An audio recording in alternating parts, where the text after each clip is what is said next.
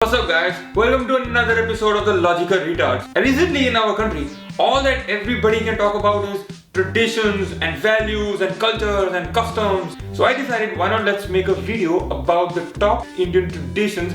What do they even mean? The first up has to be Namaste. Well, Namaste is when we join our hands to greet someone. Well, the scientific reason behind Namaste is as we join our hands together, we exert pressure on the tips of our fingers, which have nerve endings which are connected directly to our eyes, ears and our mind. Helps us remember that person who we might have not met for a long time. And as a bonus, since we are not actually shaking anybody's hands, you don't have to worry about if their hand were, anywhere that it shouldn't be and was carrying something that you don't actually want on your hands. But I know I don't do shit like this, but there are some people who are just dirty, man.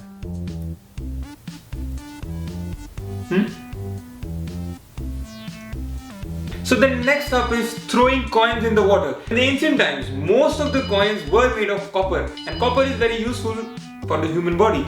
So people used to throw these coins in the drinking wells to make sure that there was adequate amount of copper in the drinking water, so that there was always adequate amount of copper going into our body, which was very helpful. We didn't believe in that dumb shit. Garibon ka bhala kar, Bhagwan tere ko bhala karega. No. That shit came after advertising. So the next up is ringing the temple bells. Composition of the temple bell is such that when you strike it, it creates a frequency of sound that unites the left and the right part of your brain.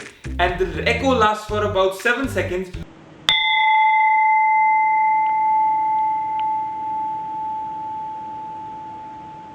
Even the Indian food pattern has some kind of scientific basis behind it. You start off with spices and end with sweets.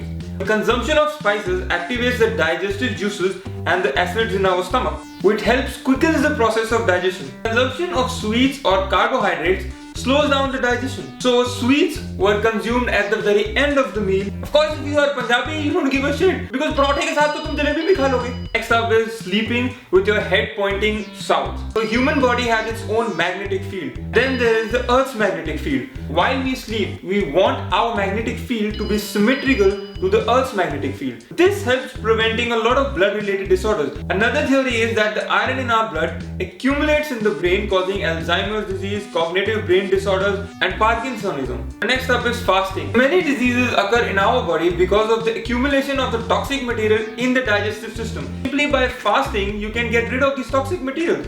There is another theory postulated that since 80% of the human body is made of fluids, so when the moon is closest to the earth, the moon's gravitational pull starts affecting the individual's fluid content in the body, causing a lot of emotional changes. So you might have noticed that whenever there is a full moon, some people are more moody.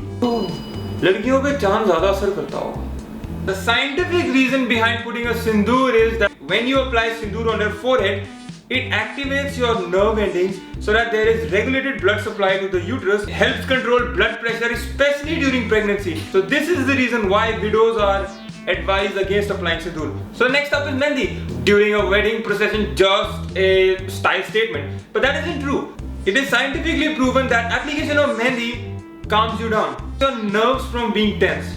This is why we have such a smooth wedding procession with almost like 200 female relatives celebrating and having fun in a confined area. Finally, we come to what is the scientific basis behind going to a temple. Well, before temples became a good business, an idol would be placed at the point where the earth's magnetic field would be the strongest, and then a temple would be constructed around this idol, not the other way around like we have now. Vasant Vihar mein mandir banao bhai, crore banenge. You might have noticed in some of the more traditional or ancient temples that there is a copper bar right underneath this idol with some shlokas or mantras written over it. Copper would help create an artificial magnetic field around idol. That's why everybody is encouraged to move clockwise around the idol and not the other way around, so that they move in the direction of the magnetic field, so they would get all the positive energy from the earth. So there it is, guys. This is the video on all the scientific facts that we could find linked to our traditions and customs and whatnot. So before criticizing your own customs and traditions,